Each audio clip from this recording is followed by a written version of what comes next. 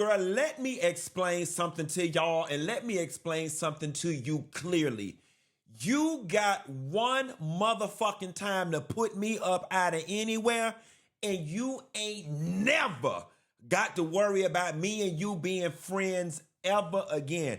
I am sorry, y'all. There's just something in me about feeling safe, secured, sheltered, provided for, fed, and loved on when I'm around with or supposed to be around my friends.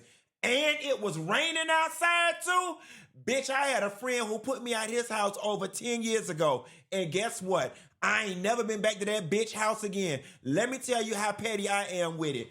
They could all be like, oh, we finna go around Mike's house and hang out. You know what I tell them hoes? It's a bar 2 doors down from Mike's house. We could watch the game over there. But remember that time Mike put me out his house over 10 years ago, and I told his motherfucking ass, was he sure about that? I looked him in his eye because I said, I never step foot in this bitch again. And I mean that shit. Y'all want to know what I'm talking about?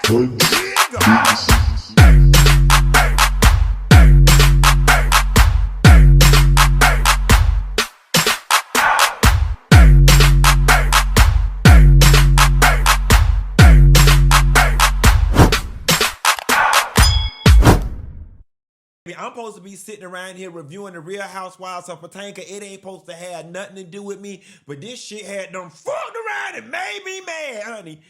Don't put me out of no place. I'm sorry. I'd rather you even pull me to the side and we get into it and get the tussling in the vestibule. Don't put me out of nowhere. And I don't know what part about being put out bothers me the most. The fact that you my friend and you putting me outside and that's unsafe, or the fact that you embarrassed me down to this party in front of capacity and in front of the whole world. Do not ask me to leave. Do not put me out. And please do not call security on me. I promise you, when it come to me, there will be no coming back from that. And I think the reason why I feel that way is because I pride myself on being so reasonable, rational, even-keeled, and level-minded that there is nothing that you can't talk to me about in the situation that will override your desire to want to put me at. And if you feel like my presence is going to trigger you to put me at, do me a favor and text me and tell me don't come. We can still salvage the relationship in the invite/invitee relationship if you don't even waste my time having me coming. You should have just told us not to come and we could have stayed our ass at Karen party. And we'll get into that. So the episode, season 9, episode 2 opens up with the ladies still at the Hattitude party and Mia crying in the bathroom. Mia, the worst thing you ever could have did was gave them hoes the kryptonite to break you down to your knees, because I would have never given them hoes the satisfaction of seeing me break down the way you did in that place if only if you were not feeling the pressure and the negative consequences of your behavior. And the reality of the situation is Mia was not crying because they made her feel like her children were unsafe and she was not a good mother. Mia was crying because in the past, she was able to discount the whorish parts of her by filling in the blanks with money. Yeah, I was a stripper, but look at the life I now have. Yes, I did this, but look at the life I now have. The thing about it is, what she did in the conundrum that she was caught in with ink, there's no payoff to balance out how bad it looks. Okay? Now, did Karen and Gizelle use extreme terms that could be convoluted or turned into something else? Yes, saying that she did not protect her kids, that was a bit harsh. But what you should have said was potentially you confused your kids because you was laying up looking like a whore in front of them. I'm gonna tell y'all something, and I just come from different people. I just come from different people to a fault. I don't know if I'm proud of this or if I weep for the love that my mother forewent. My mother and father got divorced when I was 2 months old. Until the day my mother died, I never, ever, ever saw her interact romantically with another man. Okay, there's a story in my family that goes, my grandmother told my mother if she ever brought another man in on me, she'd kill her. They got into an argument or something. And I do believe my grandmother said that. I don't believe my mother thought my grandma would jump out the bushes and kill her, but I do believe my mother understood the expectation that was set, which was you don't bring another man in here on your children. Okay, now considering the fact that my parents were divorced, um, being a 41-year-old adult and looking back at it now, there definitely would have been ways that my mother could have gotten another romantic partner. And if that partner was going to be a long-term partner, there were healthy, respectable ways that she could have integrated this person into our lives. However, she chose not to. And with that being said, at 41 years old, I have been raised with just such a staunch protection over children as it relates to them seeing their parents laid up with somebody else that's not their parent, especially if they were used to seeing mommy and daddy together.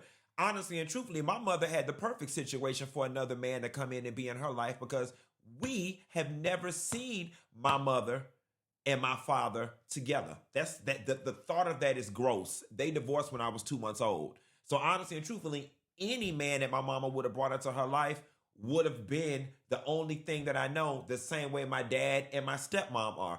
The only configuration of a family I know is my dad and my stepmom together and my mom being single. That's all I know. Point being, because this is getting lengthy. Your children should have never laid up seeing you hoeing with another man. Because that's what it comes off like, hoeing. And then when you layer the backstory to it that you always been messing with Ink, despite that you was married to Gordon, and now there's confusion over this child's paternity. Mia, as much as I don't want to call you a whore, the activity is just giving whoring at its finest, and then your whoring had to mess around and hoard your mind out. See, when you was a hoe, you was in control, but when you became a whore, that lustful spirit even took over your damn mind and got you lost in the sauce. And now you over here crying in the bathroom because you was whoring and your kids seen you. See, that's why you was crying, because your kids seen you whoring. Now, that'll break anybody down. I don't mind being called a hoe in front of grown people and people I drank with. Oh, but my kids seeing me being a whore, that pussy must have been real hot that night. Baby, you must have needed to be dick down that night that you had done fucked around and forgot to put your clothes and your brassiere back on, and the kids seeing you laying up in the bed with that man. And I'm hitting a lot of, I bet I'm hitting a lot of hoes watching me right now. I'm gonna give you the litmus test. If you were romantically laid up with a man last year, okay, and your children see you romantically laid up with another man this year, you're a whore. You're a whore. You're a whore. And you were not raised right by your mama and the women in your family. I don't give a damn. Your children, young children, should not see you be laid up, dated, and romanticized on. And if your children are younger than 10 years old and can name 3 of your boyfriends or 3 of your girlfriends, you're a whore. You're a whore. You're a whore. Why do your children know all these men climbing in your kitty cat?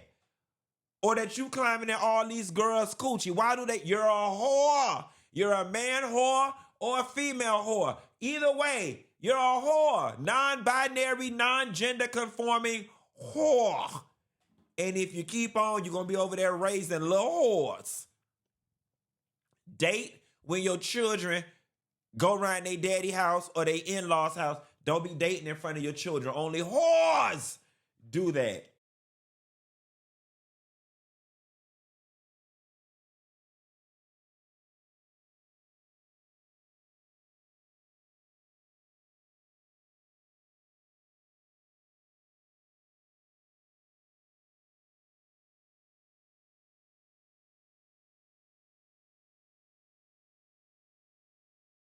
Baby, if you want to see the rest of this review, them other 20 minutes where I dissect each and every one of these holes and they storylines one by one into intricate detail and read they ass into oblivion, then you might want to go ahead and go onto that Funky Dineva Patreon and pay your little money so you can get unfiltered, unadulterated access to all of my reality TV review recaps. I'm starting with Real Housewives of Potomac, but I'm going to end with Salt Lake City, New York, Love and Marriage Huntsville, and anybody else who want to catch these reads.